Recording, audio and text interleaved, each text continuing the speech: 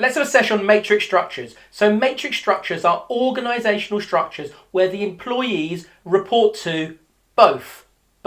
Number one, the functional area manager. So we're thinking about those functional areas being HR, finance, marketing and operations, and also the project manager. So they have two managers in a matrix structure.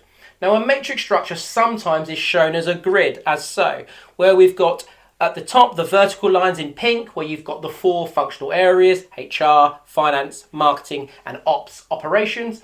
And then moving horizontally to those vertical lines, so horizontally with the brown lines, is the different projects in the organisation. Here we have three projects, Project A, B, and C. And you can see that the black dot symbolises a person within this matrix structure that might be within the finance department, but also working on Project B.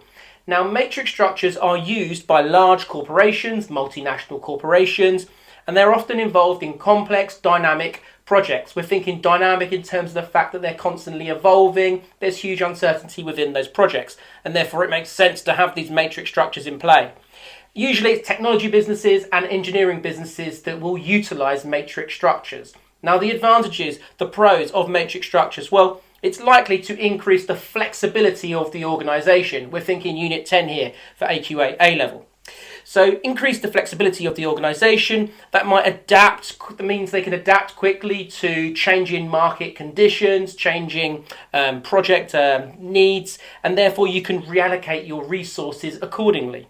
Now, secondly, higher efficiency as a result of matrix structures. Why? Because of the expertise and the skills can be moved across and shared across the projects, and that's going to increase the productivity and therefore the efficiency. Number three is there's increased collaboration amongst those functional areas, and therefore projects have a holistic view, looking at the whole of the organisation because it's got all of the functional areas involved, and that might ensure that you are making more of a success of your project.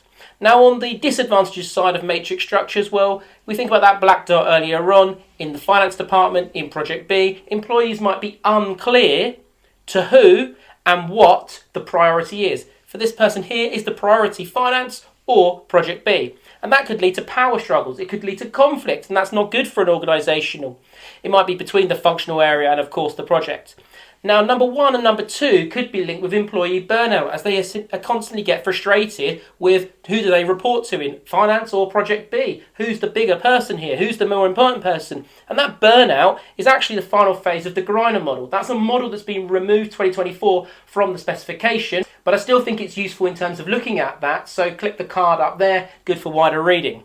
Now, thirdly, in terms of disadvantages of matrix structures, well, it might slow down the communication, slow down the project itself, and the reason why is because you've got too many stakeholders. It might be that Project B has got the project manager and then also got each of the functional areas. So that's 5 different areas there, 4 plus 1, in terms of the different stakeholders that are coming to meetings, logging on to meetings, attending meetings, and that can just slow down the communication of the project. I hope that helps. I'll see you at the next sesh.